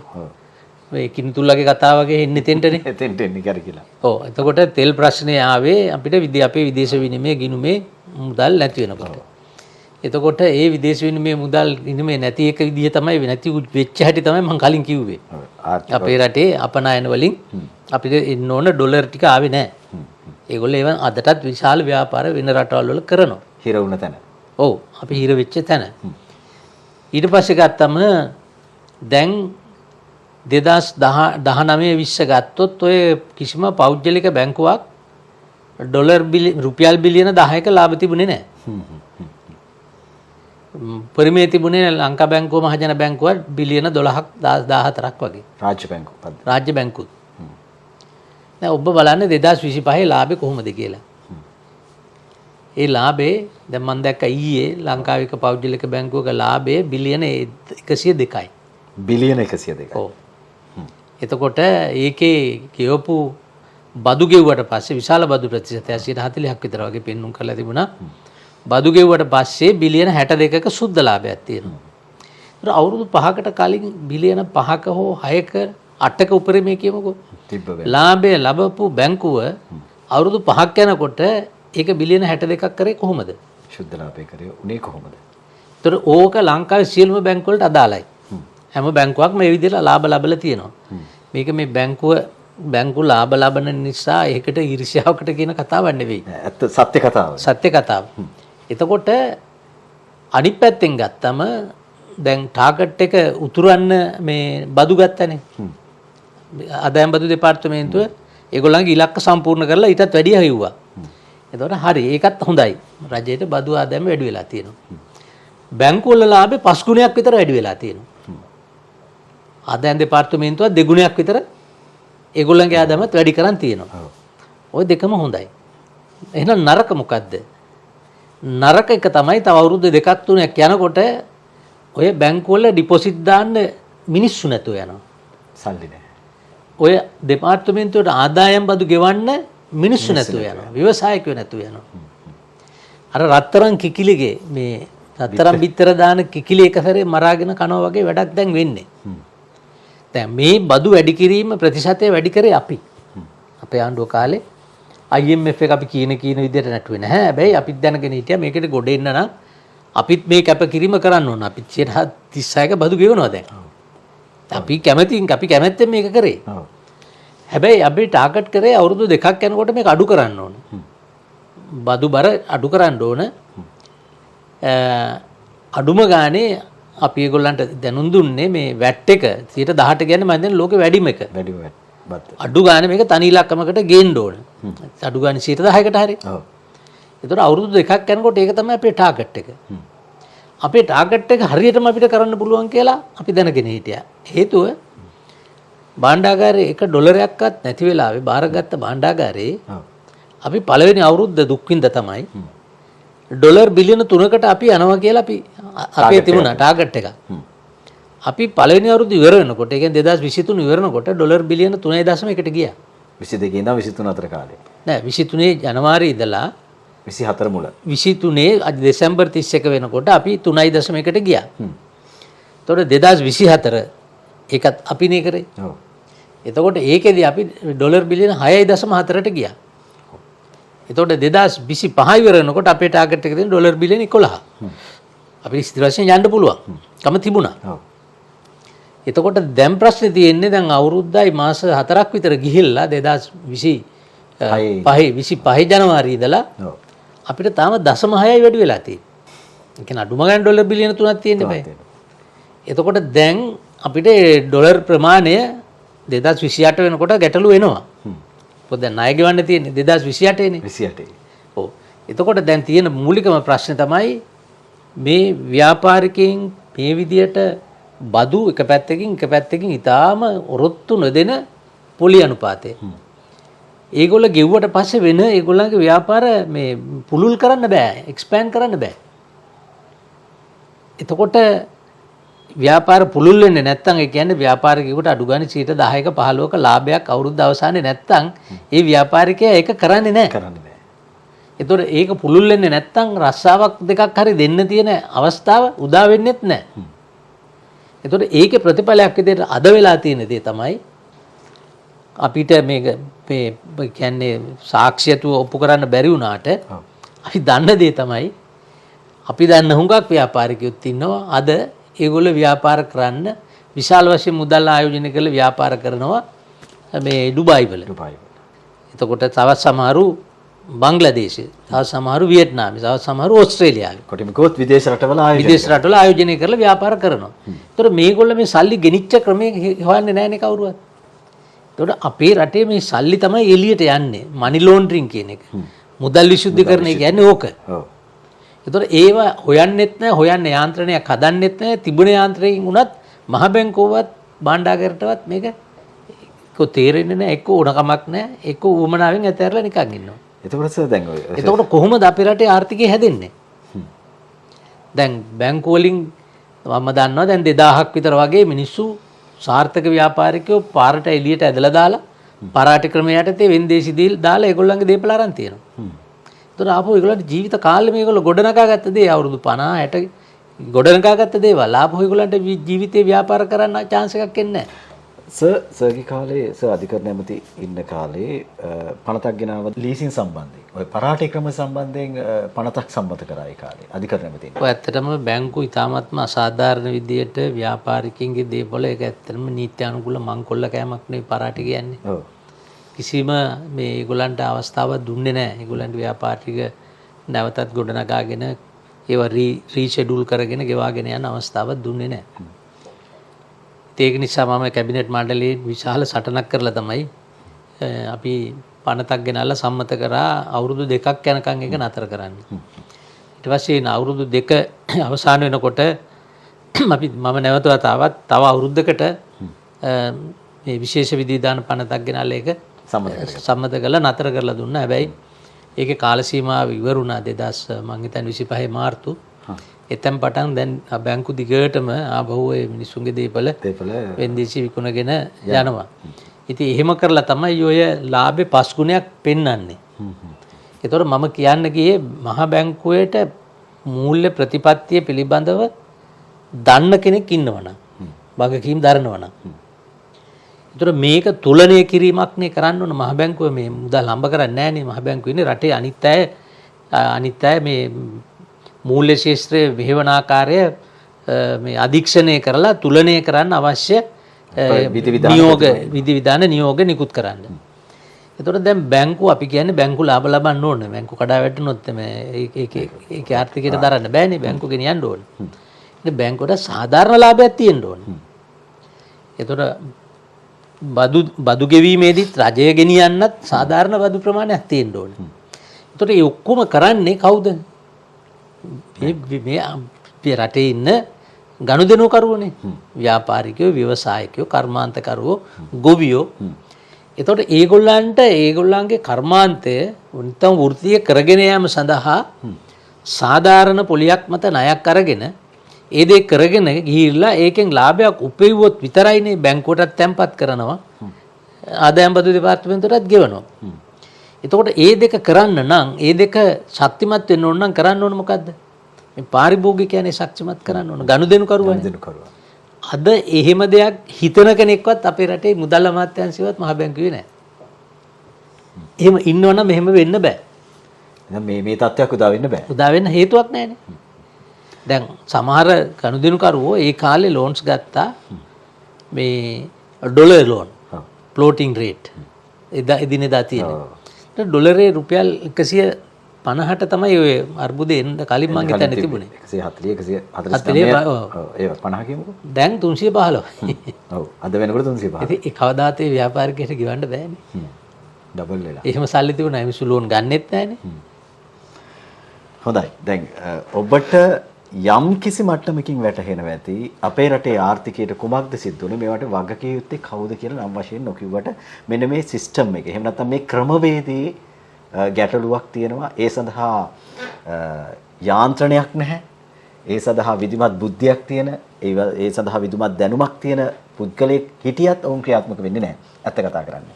ඔබට තේරෙනවද මේ දේශපාලන අර්බුදය ආර්ථික අර්බුදය හැමුවේ අපිට මොකක්ද වෙලා තියෙන්නේ?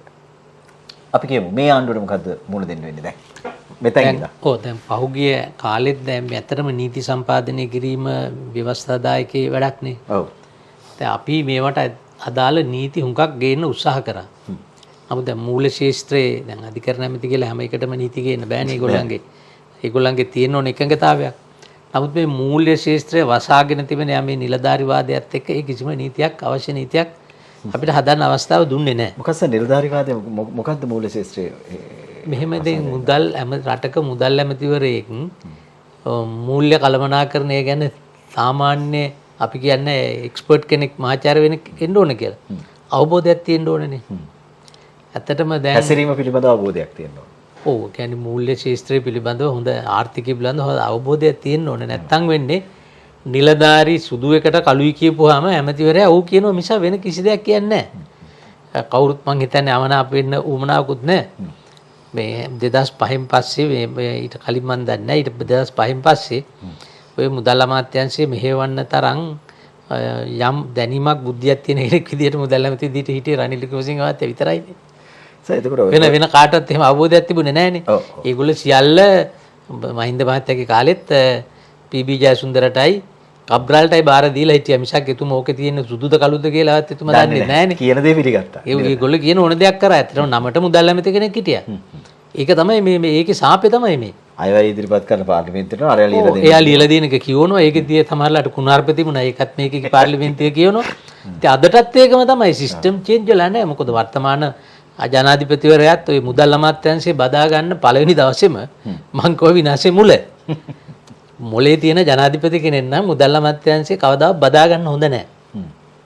මොකද මම යම් දවසක චන්ද්‍රිකා බණ්ඩාරනායක මැතිණියට කිව්වා මට මතකයි 2000 විතර මම එතුමිය ඔය ලිපිගුණ ගෙනල්ලා අස්සම් කරන ඔය මේ බලන් ඉඳලා මං කිව්වා මැඩම් මේ රට වැටෙන්න හේතුව ඕක තමයි. ඉතින් මම මොකද්ද මේ තියෙන මේ ෆයිල් කන්ද මේසෙ උඩ. ඒක එතුමියට ඒක එකපාරටම ඒක වැටෙන්නේ නැහැ.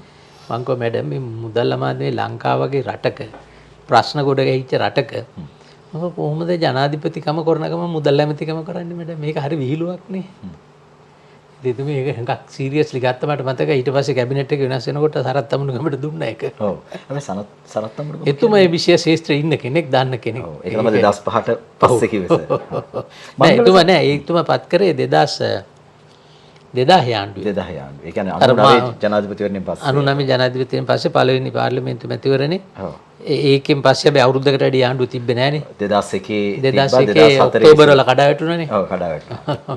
ඊට පස්සේ රනිල් වික්‍රමසිංහ ආණ්ඩුව ආවා. ඊට පස්සේ 2004 ආපහු මහින්ද රාජපක්ෂ මහත්තයා 2005 ජනාධිපති වුණා. එහෙම ආවේ. මොකද මුදල් අමාත්‍යාංශයේ ධූරයයි අධිකරණ අමාත්‍යාංශයේ කියන ඒ ධූර ලෝකේ ඕනම රටක ඒ විශේෂ ශාස්ත්‍රයේ පිළිබඳව ගැඹුරු අවබෝධයක් තියෙන කෙනෙකුට දෙන්නේ. අනිත් අමාත්‍යාංශ ඕන කෙනෙකුට දෙන්න පුළුවන් විශේෂ. මොකද එතෙන්දී නිලධාරිනුත් එක්ක ඇවිල්ලා ඒක කරන්න පුළුවන්. හැබැයි මේ විශේෂ ක්ෂේත්‍රය පිළිබඳව ප්‍රාමාණික අවබෝධයක් තියෙන කෙනෙකුට තමයි ඒක දෙන්න ඕන. මොකද දැන් අපේ 72 ව්‍යවස්ථාවට පෙර සෝල්බරි ව්‍යවස්ථාව යටතේ ආණ්ඩුවේ අපිට තිබුණානේ සභා ද්විමණ්ඩල ක්‍රමයක්. සෙනට් එකයි පාර්ලිමේන්තුවයි. දැන් ඒකෙදිත් අධිකරණ අමාත්‍යාංශය දුන්නේ මේ 1948 සෙනට් එකේ හිටපු ලලිත රාජපක්ෂට. ප්‍රාමාණිකයෙකුට ඒ පිළිබඳ දැනුම තියෙන. ඔව් රාජනීතිඥයෙක් ගෞරවනාමයක් ලැබලා ඩබල් ડોක්ටරේට් එකක් තිබිච්ච කෙනෙක්. අන්න තව මාතෘකාවක් ආවා දැන්. ඔබතුමා අධිකරණ ඒ කියන්නේ නීති විෂය ගැන විශාරදෙක් ආචාර්ය උපාධියක් හිමි කෙනෙක් විශ්වවිද්‍යාස්ථාපිත නීතිය සම්බන්ධයෙන්. එතකොට වර්තමානයේ මම දැක්ක වැඩිම 50 ගණනක් සම්මත කරපු අධිකරණ අමාත්‍යවරයා කීයක් විතර සම්මත කරලා තියෙනවද? අපි අමාරුම කියන්නේ හුඟක් අමාරුම කාලේ තමයි මේ අවුරුදු දෙක ගත කරේ. පසුගිය අවුරුදු වල. ඔව් දෙක කියන්නේ 24. ඔව් 22 ඇයිවල ඉඳලා ඔව්.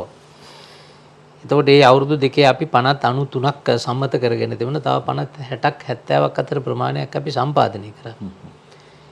එතකොට ඒවා ඉදිරියට ඒවයින් 54ක් මම දන්නවා තමයි මේ ආණ්ඩුව සම්මත කරේ අපි හදපු 54ක්. මොකක්ද ඒ අතර? එකක් තමයි අර නීති විරෝධී දීපල. උපයාගත් ඒවා රජයට පවරා ගැනීමේ පනත. ඒක අපි හදලා ගැසට් කරලා තිබුණු පනතක්. අපි අවුරුද්දක් විතර මහන්සි වෙලා අලුත්ම ආකෘතියකට හදපු පනතක්. ඒකට මේ ආණ්ඩුවේ පළවෙනි පනත ඒක. ඊට අමතරව අපි හදපු තවත් පනත් දෙක තුනක් තිබුණා ඔය මේ චෙක්පත්. මුදල් නැතුව නැත්තම් වංචනික චේතනාවෙන් චෙක්පත් දුන්නොත් උන්ට අර අපරාධ වරද පැවරෙන එක. අනිත් එක ඔය ඉංජිනේරු කාර්යාංශ තාමද පනතක් අපි හදලා තිබුණා. ඔය කැසිනෝ නියාමනයේ සඳහා රනිල් වික්‍රමසිංහ මහත්තයා පනතක් හදාගෙන තිබුණා. හැබැයි ඒකට කෑ ගැහුවා මෙයාලා. ඔව් විරුද්ධ වුණා. විරුද්ධ වුණා මේ. දැන් ඒ අපි හදපු මේ 54 තමයි තාම සම්මත කරලා තියෙන්නේ. හොඳයි. දැන් අපි ආර්ථිකය ගැන කතා කරේ, තෙල් අර්බුදය ගැන කතා කරේ. ඇත්තටම මේක මහා විෂයක්. කතා කරන්න ඕන අතීතයේ ඉඳලා වර්තමානයේ දක්වා පෙළගස්වල මොකක්ද අපේ රටේ උනේ කියලා. අඩුම ගානේ 70 ඉඳන් මෙහාටවත් අපි කතා කරන්නට ඕනේ. ඒකට ලොකු වෙලාවක් යනවා. හැබැයි මහ ජනතාව මේ රටේ ජනතාව දැනගත යුතුයි ඇත්තටම රටට මොකක්ද වෙලා තියෙන්නේ. ඇත්තටම මේ දේශපාලඥයෝ කියන කතා ඇත්තද? ඒ පිළිබඳව හිටපු අමාත්‍යවරයෙක්, නීතිය පිළිබඳ විශාරදවරයෙක්, ඒ වගේම විශේෂයෙන් මූල්‍ය කළමනාකරණය පිළිබඳව මනා දැනුමක් තියෙන 50 සම්මත කරලා තියෙනවා. ජනාධිපතිවරු කිහිප දෙනෙක් යටතේ වැඩ කරලා තියෙනවා වගේම උන්ට උපදෙස් දීලා තියෙනවා. විශේෂයෙන් චන්ද්‍රිකා බණ්ඩාරනායක කුමාරතුංග මැතිණිය කාලේ ඉඳන් ඒකත් පොඩ්ඩක් යන්ජන කිව්වොත් කවුරුත් එකට හිත නරක කරගන්න හොඳ නැහැ. ඔය ජනාධිපති ධූරය කියන එක හැමෝටම වරුද්ද දෙන ධූරයක් නෙවෙයි. ඒක ඉවස ඒක අපි පැහැදිලි කරමු. මොකද මේ ඒකේ තියෙන ඒ කියන්නේ බල සම්පන්න භාවයත් එක්ක හරිම තීන්දුව తీරන නොගත්තොත් රට එතනින් යන්නේ ලොකු මේ අර්බුදයකට. මම ඒක පොඩි උදාහරණයකට කියන්නම්. මේ ආණ්ඩු ක්‍රම ව්‍යවස්ථාව විධායක ජනාධිපති ආණ්ඩු ක්‍රම ව්‍යවස්ථාව කෙටුම්පත් කරේ ප්‍රොෆෙසර් ඒ.ජේ. විල්සන්. පෙරාදෙණි විශ්වවිද්‍යාලයේ දේශපාලන අංශයේ මහාචාර්යවරයා කාගේද චිල්වනායක මැතිතුමාගේ බෑනා. ජයවර්ධන ජනාධිපතිතුමාගේ හොඳ මිත්‍රයා. එතුමා මේ ආණ්ඩු ක්‍රම ව්‍යවස්ථාව හදලා ඉවරුණාට පස්සේ එතුමා පොතක් ලියලා තියෙනවා. දැනටත් තියෙනවා කියවන්න. The Gaulish system in Asia. The Gaulish system in Asia. එතකොට ගෝලිස් කියලා කියන්නේ දැන් අපි දන්නවනේ පළවෙනි විධායක ජනාධිපති ආණ්ඩු ක්‍රමය හැදුවේ 1787 ඇමරිකාව ප්‍රාන්ත 13ක් එකතු කරගෙන. ඊට පස්සේ මේ ප්‍රංශයේ හිටිය චාල්ස් ඩිගෝල්ස් අගමැතිතුමා. ප්‍රසිද්ධ අගමැතිවරයෙක්. ඔව්. එතකොට පස්සේ එතුමා මේ ජනාධිපති වුණා. එතකොට ප්‍රංශයේ නිරන්තරයෙන්ම දේශපාලන අස්ථාවරභාවයල් තිබුණේ. ප්‍රංශය ටික විප්ලවයටත් බරයිනේ. ඔව්. එතුමා කල්පනා කරා රට හරියට හරි මගට ගන්න නම් ස්ථාවර ආණ්ඩු ක්‍රමයක් පාලකයෝ ඉන්න ක්‍රමයක් හදන්න ඕනේ. ඉතින් එතුමා හදපු ක්‍රමය තමයි මේ තියෙන ඔය ආණ්ඩු ක්‍රම ව්‍යවස්ථාව. ඒකට අපි කියන්නේ ඩිගෝල් සිස්ටම් කියලා. ඩිගෝල් හදපු. එතකොට ඒක එතුමා අවුරුදු 2ක් විතර කෙටුම්පත් කරලා ජනතාවට දුන්න සාකච්ඡාවට භාජනය කරලා ඊට පස්සේ ජනමත විචාරණයක් තියලා ජනතාව අනුමත කරලා තමයි ඒක සම්මත කරගත්තේ. ඉතින් ජේ.ආර්.උත් මුලින් ඉඳලම කිව්වා 77ට කලින් මම ආවොත් මේ ඩිගෝල්ගේ ක්‍රමය තමයි ගේන්නේ කියලා. විධායක ජනාධිපති ක්‍රමයක්. ඉතින් එතුමත් ඒක තමයි ගෙනාවේ. අපේ විතරක් නෙවෙයි පාකිස්තානයේ ඒ විදිහ එකක් ගෙනාවා. මාලදිවයින ගෙනාවා. ලෝකේ හුඟක් රටවල් ওই ක්‍රමෙට විධායක ජනාධිපති ක්‍රම හදාගත්තා. එතකොට දැන් ওই ගෝලිස් සිස්ටම් ඉන් ඒෂියා පොතේ මේ ව්‍යවස්ථා කෙටුම්පත් කරපු මහාචාර්යවරයා පනත හදලා අවුරුදු 2කට පස්සේ ලියන පොතේ මෙහෙම ලියලා තියෙනවා. ජේ.ආර්. ජයවර්ධන කියන්නේ හොඳ ප්‍රජාතාන්ත්‍රිකයෙක් සහ හොඳ රාජතාන්ත්‍රිකයෙක්. රාජතාන්ත්‍රිකයෙක්. ඔව්. එතුමා විශ්වාස කරනවා මේ ව්‍යවස්ථාව යටතේ මේ රට ගොඩ ගන්න දියුණු කරන්න පුළුවන් කියලා. ඒ වුණාට මේ ක්‍රමයේ තියෙන ප්‍රශ්නය තමයි මේ රට දියුණු වෙනවද වැටෙනවද කියලා තීන්දුව වෙන්නේ එක පුජ්‍යලයකගේ අත්දැකීම් සහ බුද්ධිය මත. විධායකය මත. ඔව්. ඒ පත් වෙන පුජ්‍යලයා හරියට උදාහරණයකට කියනවා නම් එක බොත්තමක් ඔබලා නියුක්ලියර් බෝම්බයක් ක්‍රියා කරවලා ලෝකේ විනාශ කරවන්න පුළුවන් මිනිස්සෙකුට ලැබෙන බලතල තමයි මෙයාට ලැබිලා තියෙන්නේ. ඒතර මෙයාට ඒ බොත්තම ඔබලා එක්ක රටම විනාශ කරන්නත් පුළුවන් එක්ක රටම හදන්නත් පුළුවන්. හැදෙනවද විනාශය වෙනවද කියලා තීන්දුව වෙන්නේ මේ පුජ්‍යලයාගේ තියෙන බුද්ධිය සහ අත්දැකීම අනුවයි කියලා. දැන් අර දැන් එතකොට ඒකේ මම කියන්නේ ගියේ ඇත්තටම මේ බලතල දරන්න හොඳ අත්දැකීමක් එහෙම බුද්ධියක් තියෙන්නට ඕන. ඉතින් මම චන්ද්‍රිකා බණ්ඩාරනායක මැතිණියගෙන කියන්න ආවේ.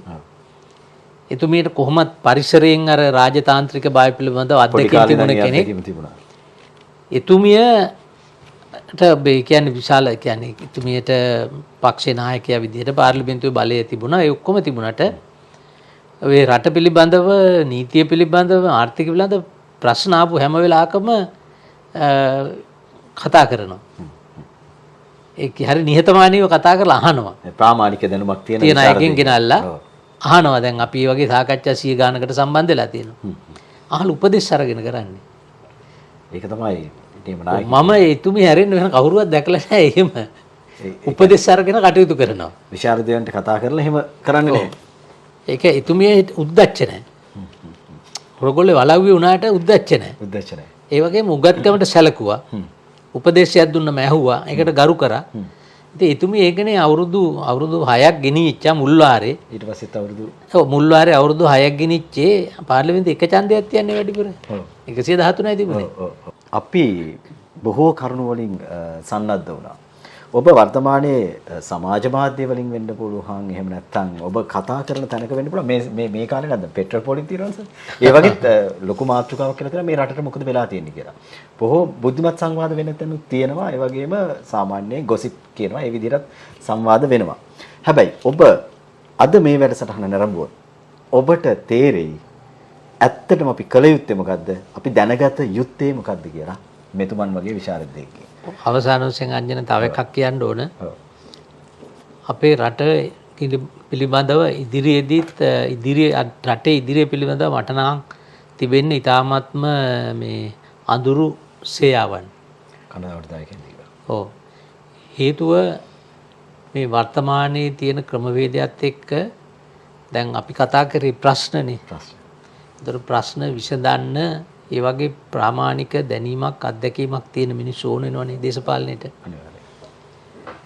දැන් අපේ රටේ පහුගිය කාලේ මේ ජනමාධ්‍ය හරහා ප්‍රධාන මාධ්‍ය සහ සමාජ මාධ්‍ය හැම එකක්ම හරහා මේ රටේ හිටපු සියලුම දේශපාලඥයෝ හොරු තක්කඩියෝ මංකොල්ලකාරයෝ කියලා බ්‍රෑන්ඩ් කරලා තියෙනවා. අනිවාර්යයෙන්.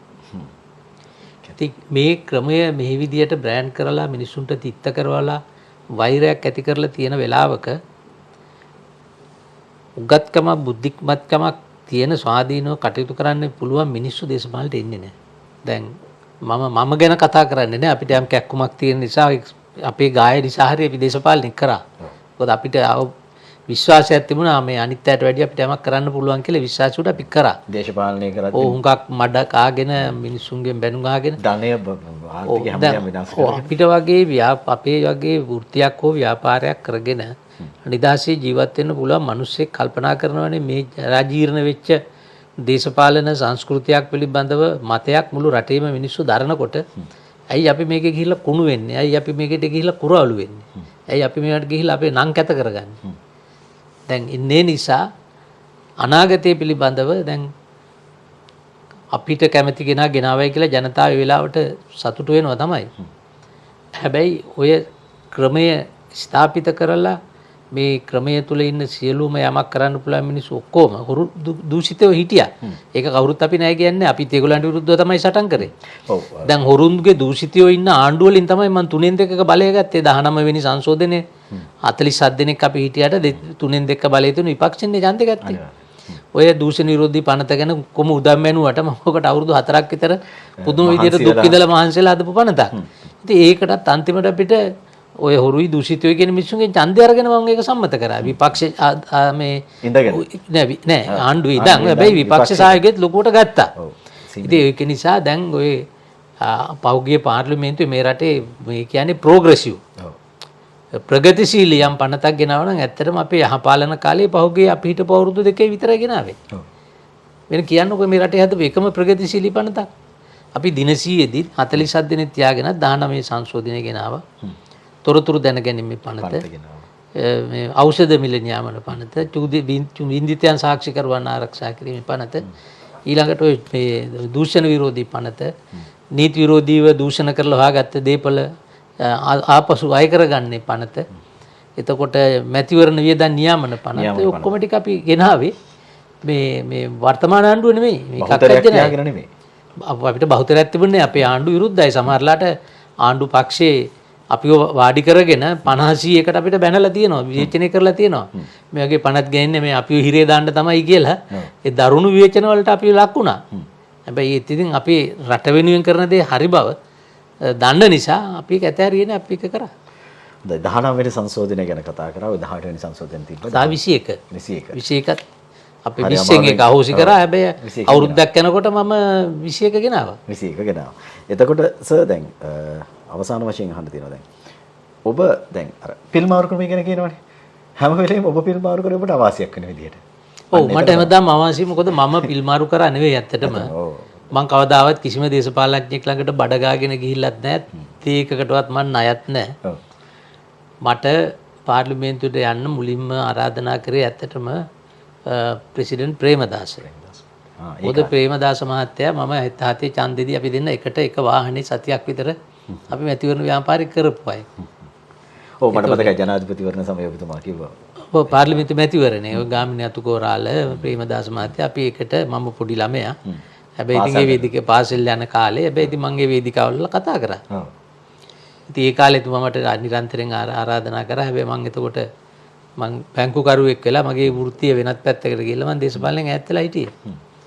බණ්ඩාරනායක මැතිණියගේ නඩු වලට පෙනී හිටපු නිසා තමයි අවසාන්තිමට ආපහු දේශපාලඥයෙක් බවට පරිවර්තනය වුණේ. ඒ එතුමිය මට මුල්කිරිගල ආසනේ මේ සංවිධායකකම දුන්නා මම ගත්තේ නැහැ. චන්ද්‍රිකා බණ්ඩාරනායක මැතිණිය මට අත්තන ගල්ලේ දුන්නා 2000 මම ගත්තේ නැහැ. 77 හැබැයි 2004 මේ කාමරේ මේ කාර්යාලයේම තමයි අපි මාස 6ක් විතර එකට මුණ ගැහිලා සෝමන් සමරසිංහ නන්දන ගුණතිලකලා එකට එකතු වෙලා තමයි අපි එක්සත් ජනතා නිදහස් සන්ධානය හැදුවේ මංගල සමරවීරයි. ඉතින් ඒ හදපු ආණ්ඩුවේ මැතිවරණේ තියලා 2004 අප්‍රේල් මාසේ මුලින්ම පහුවෙන්ද උදේ මෙතෙන්ට ඇවිල්ලා මට ආරාධනා කරේ නන්දන ගුණතිලකගේ සෝමන් සමරසිංහ මහත්තයා තමයි ඒගොල්ලන්ගේ ජාතික ලැයිස්තුවේ මන්ත්‍රීකම ගන්න. ඉතින් මම ගත්තේ නැහැ මං කො මට ඒක සදාචාර විරෝධී. මොකද මං දිගටම ශ්‍රී ලංකා නිදහස් පක්ෂයේ හිටියේ. දැන් මම බාරගත්තේ නැහැ. ඊළඟ සතියේ චන්ද්‍රිකා බණ්ඩාරනායක මැතිණිය අඬ ගහලා දුන්නා. හැබැයි එතුමියටත් මං කිව්වා මේ මං දැනගත්තේ අවුරුද්දක් වගේ කාලයක් තව තිබුණේ. ඒ කාලේ මං ඇමතිකම් අරගෙන නිකන් කුරවලු වෙන්න ඕනේ නැහැ කියලා මං ඇමතිකම් නැතුව තමයි බාරගත්තේ. ඊට මහින්ද රාජපක්ෂ මහත්තයා ජයග්‍රහණය කරන්න සියලු කටයුතු කරා. හැබැයි මං කිව්වා ඇමතිකම් එපා. ඊට සතියකට විතර පස්සේ දිගින් දිගටම කතා කරලා බල කරනකොට තමයි මුදල්ල අමාත්‍යාංශයෙන් මම බාරගත්තේ. මේ රාජ්‍ය බැංකුව. ඒකත් මං කියන්නේ මම මාස 5න් අයින් වුණා. ඊට පස්සේ කෝප් එකට ගියා. කෝප් එකේදී දෙපැත්තෙම හොරකම් කරන ඒවා කියපුවාම මට දෙපැත්තෙම ගැහුවා. ඒ කාලේ රක්ෂණ සංස්ථාවට වෙච්ච දේ, ලංකා හොස්පිටල් එකට වෙච්ච දේ, වරා ඉඩම් දීපු හැටි, ලංගම ඉක්ුණේ ඔක්කොම පිළිබඳව එළියට දානකොට මට දෙපැත්තෙම ගැහුවා. ඊට පස්සේ මම දේශපාලනේ අයින් වෙලා තමයි හිටියේ. නමුත් ආපහු 2010 රනිල් වික්‍රමසිංහ මැතිතුමා බලාත්කාරයෙන් වගේ මට බල කරා එන්න කියලා ජාතික ලැයිස්තුවේ මම කිව්වා ජාතික ලැයිස්තුවේ මම තරඟ කරන්නම් කියලා. ඊට පස්සේ මම 2015 කොළඹ දිස්ත්‍රික්කේ තරඟ කරලා තමයි මම ආවේ. ඊට පස්සේ එතනනුත් මම අයින් වුණා. හම්බන්තොට වරාය ප්‍රශ්නෙන් මාව එළියට දැම්මා. මම ආපහු ස්වාධීනලා මගේ වෘත්තීය කටයුතු කරනකොට ගෝඨාභය ජනාධිපතිතුමා එතුමා ඇවිල්ලා 6 දවසක් විතර එතුමා මුණ ගැහිලා කතා කරලා දිගින් දිගටම ඉල්ලීම් කරා ජාතික ලැයිස්තුවේ. මං ඒ ජාතික ලැයිස්තුවේ නැතුව මං කව මිනිස්සු පරාද කරපුවා මං ඉල්ලන්නේ කොළඹින්මයි. කොළඹෙන් ඉල්ලුවා. ඉතින් එතකොට ඒත් මට 1,21,000 ඡන්දය දුන්නා. හැබැයි දීලා පළවෙනි පැය 24 ඇතුළත මං කව ගෝඨාභය මහත්තයාගේ කැබිනට් එකකට නම් මං එන්නේ නැහැ. තනතුරු දරන්නේ නැහැ. අන්තිමට 2022 මැයි මාසේ කවුරුත් ආණ්ඩුව බාර ගන්න කෙනෙක් නැතුව හිටපු වෙලාවේ දිගින් දිගටම සතියක් තිස්සේ මට ආයාචනා කරා රනිල් වික්‍රමසිංහ මහත්තයයි ගෝඨාභය මහත්තයයි දෙන්නම. ඊට පස්සේ ඉතින් මම බැලුවා මම රට වෙනුවෙන් යමක් කරන්න මේගොල්ලන්ගේ මේ කරන ඉල්ලීමත් එක්ක අපෝ මම ඇමති දුරේ බාරගත්තා. ඉතින් මම පිල් මාරු කරේ නෑ පිල් වල ඉන්න මිනිස්සු ඇල්ල මම අල්ලගෙන ගියා. සහ ඒ දැන් 2007 එහෙම පාර්ලිමේන්තුවේ විපක්ෂයට යන්නේ යම් හේතුවක් හින්දානේ. කෝප් වාර්තාවේ මම කිව්වා මේ වංචා දූෂණ වලට විරුද්ධව නීතිය ක්‍රියාත්මක කරන්න.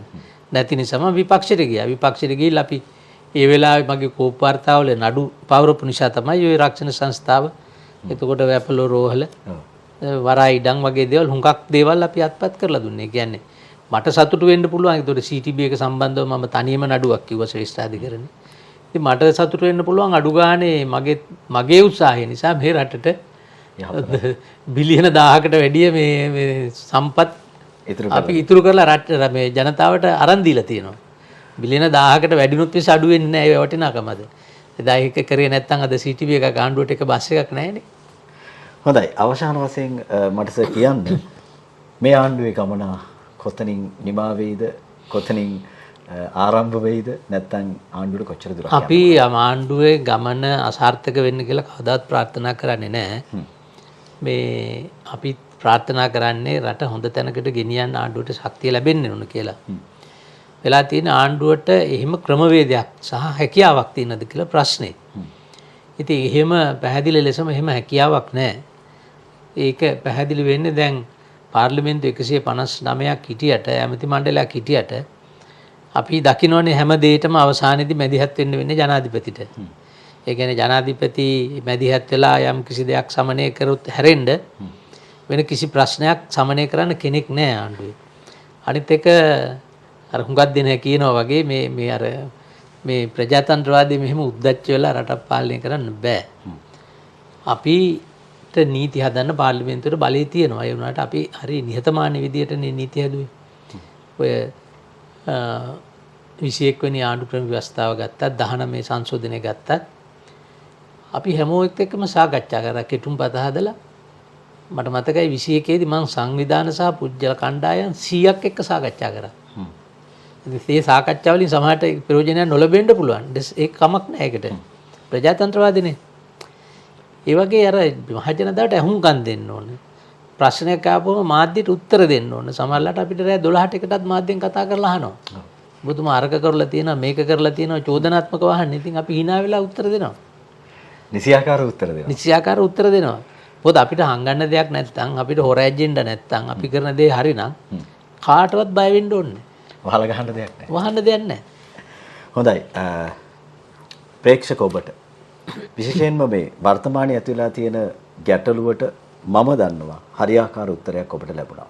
තීරණය ඔබ අතේ මේ අපේ රටේ අර්බුදයට වගකිය යුත්තේ කවුද කියලා. දැන් ඔබ නිතින්ම දන්නවා ඒ කවුද කියලා. ඉතින් ඔබතුමාට බොහොම ස්තුතියි මේ පැහැදිලි කිරීමට. ආර්ථිකය, දේශපාලනය, භූදේශපාලනය, ලෝක දේශපාලනය, ලංකාවේ ආර්ථිකය කොතැනටද යන්නේ මේ හැම දෙයක් පිළිබඳව සවිස්තරව අපි සාකච්ඡා කරා පැයකට අධික කාලයක්. බොහොම ස්තුතියි ඔබතුමාගේ කාලය අපි වෙන් කරාට. ආයිබෝන්.